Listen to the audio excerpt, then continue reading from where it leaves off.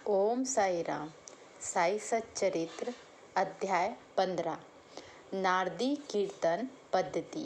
श्री चोलकर की शक्कर रहित चाय, 2 छिपकलियाँ। पाठकों को स्मरण होगा कि छठे अध्याय के अनुसार शिरडी में रामनवमी उत्सव मनाया जाता था। यह कैसे प्रारंभ हुआ और पहले वर्ष ही इस अवसर पर कीर्तन करने के लिए एक अच्छे हरिदास के मिलने में क्या क्या कठिनाई हुई, इसका भी वर्णन वहाँ किया गया है। इस अध्याय में दासगणों की कीर्तन पद्धति का वर्णन होगा। नारदी कीर्तन पद्धति। बहुधा हरिदास कीर्तन करते समय एक लंबा अंगरखा और पूरी पोशाक पहनते हैं। वे सिर पर फेटा या साफा बांधते हैं और एक लंबा कोट तथा भीतर कमीज, कंधे पर गमछा और सदैव की भांति एक लंबी धोती पहनते हैं। एक बार गांव में कीर्तन के लिए जाते हुए दासगणों भव उपयुक्त रीति से सज धज कर बाबा को प्रणाम करने पहुँचे। बाबा उन्हें देखते ही कहने लगे, अच्छा दूल्हा राजा, इस प्रकार बन ठन कर कहाँ जा रहे हो? उत्तर मिला कि कीर्तन के लिए। बाबा ने पूछा कि कोट, गमछा और फेटे, इन सब की आवश्यकता ही क्या है? इनको अभी मेरे सामने ही उतारो। इस शरीर पर इन्हें धारण करने की कोई आवश्यकता नहीं है। दासगणों ने इन वस्त्रों को कभी नहीं पहना। वे सदैव कमर से ऊपर अंग खुले रखकर हाथ में करताल और गले में हार पहनकर ही कीर्तन करते थे। यह पद्धति यद्यपि हरिदासों द्वारा अपनाई गई पद्धति के अनुरूप नहीं है, परंतु फिर भी शुद्ध तथा पवित्र है। कीर्तन पद्धति के जन्मदाता नारद मुनि कटी से ऊपर सिर तक कोई वस्त्र धारण नहीं करते थे। वे एक हाथ में वीणा लेकर हरि कीर्तन करते हुए त्रिलोक में घूमते थे।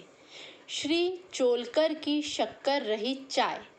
बाबा की कीर्ति पूना और अहमदनगर जिलों में फैली चुकी थी, परंतु श्री नाना साहेब चांदोड़कर के व्यक्तिगत वार्तालाप तथा दासगणों के मधुर कीर्तन द्वारा बाबा की कीर्ति कोंकण में भी फैल गई। इसका श्रेय केवल श्री दासगणों को ही है। उन्होंने अपने सुंदर प्राकृतिक कीर्तन से बाबा को घर घर पहुंचा दिया। श्रोताओं की रुचि प्रायः भिन्न भिन्न प्रकार की होती है। किसी को हरिदासों की विद्वता, किसी को भाव, किसी को गायन, तो किसी को चुटकुले तथा किसी को वेदांत विवेचन और किसी को उनकी मुख्य कथा रुचिकर प्रतीत होती है। परंतु ऐसे बिरले ही है जिनके हृदय में संत कथा या कीर्तन सुनकर श्रद्धा और प्रेम उमड़ता हो। श्री दासगणों का कीर्तन श्रोताओं के हृदय पर स्थायी प्रभाव डालता था। ऐसी एक घटना नीचे दी है।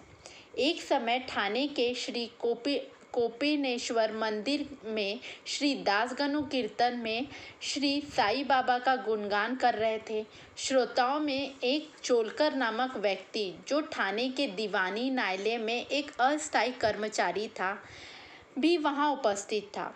दासगणु का कीर्तन सुनकर वह बहुत प्रभावित हुआ और मन ही मन बाबा को नमन कर प्रार्थना करने लगा, हे बाबा, मैं एक निर्धन व्यक्ति हूँ और अपने कुटुंब का भरण पोषण भी भली भांति करने में असमर्थ हूँ। यदि मैं आपकी कृपा से विभागीय परीक्षा में उत्तीर्ण हो गया तो आपके श्री चरणों में उपस्थित होकर आपके निर्मित मिश्री का प्रसाद बांटूंगा। भाग्य ने पलटा खाया और चोलकर परीक्षा में उत्तीर्ण हो गए। उसकी नौकरी भी स्थायी हो गई। अब केवल संकल्प ही शेष रहा। शुभ शीघ्रम। श्री चोलकर निर्धन तो था ही और उसका कुटुंब भी बड़ा था, अतः वह शिरडी यात्रा के लिए मार्ग व्यय जुटाने में असमर्थ हुआ। ठाणे जिले में एक कहावत प्रचलित है कि नाने घाट व सह्याद्री पर्वत श्रेणी कोई भी सरलता पूर्वक पार कर सकता है, परंतु गरीब को उम्बेर घाट पार करना बड़ा ही कठिन होता है। श्री चोलकर अपना संकल्प शीघ्र पूरा करना चाहते थे और वह उत्सुक थे।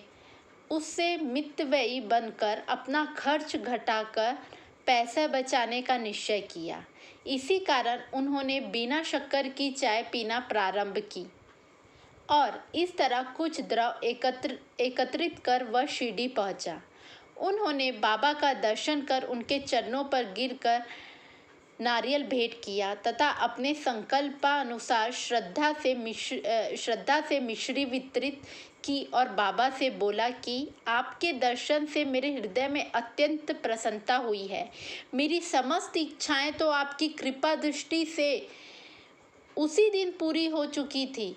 मस्जिद में श्री चोलकर का अतिथि करने वाले श्री बापू साहेब जोग भी वहीं उपस्थित थे। जब वे दोनों वहां से जाने लगे तो बाबा जोग से इस प्रकार कहने लगे, अपने अतिथि को चाय के प्याले में अच्छी तरह शक्कर मिलाकर देना। इस अर्थपूर्ण शब्दों को सुनकर श्री चोलकर का हृदय भर आया और वह बड़ा आश्चर्य हुआ। उसके नेत्रों से अश्रुधारा प्रवाहित होने लगी और वह प्रेम से विह्वल होकर श्री चरणों पर गिर पड़े। श्री जोग को अधिक शक्कर सहित चाय के प्याले अतिथि को दो। वह विचित्र आज्ञा सुनकर बड़ा कौतूहल हो रहा था कि यथार्थ में इसका अर्थ क्या है। बाबा ने उन्हें संकेत किया था कि वे शक्कर छोड़ने की गुप्त निश्चय से भली भांति परिचित है। बाबा का यह कथन था कि यदि तुम श्रद्धा पूर्वक मेरे सामने हाथ फैलाओगे तो मैं सदैव तुम्हारे साथ रहूँगा। यद्यपि मेरे शरीर से यहाँ हूँ, परंतु मुझे 7 समुंदर के पार भी घटित होने वाली घटनाओं का ज्ञान है। मैं तुम्हारे हृदय में विराजित हूँ, तुम्हारे अंतरस्थ में हूँ, जिसका तुम्हारे तथा समस्त प्राणियों के हृदय में वास है। उसकी ही पूजा करो। धन्य और सौभाग्यशाली वही है जो मेरे सर्वव्यापी स्वरूप से परिचित है। बाबा ने श्री चोलकर को कितनी सुंदर तथा महत्वपूर्ण शिक्षा प्रदान की। 2 छिपकलियों का मिलन।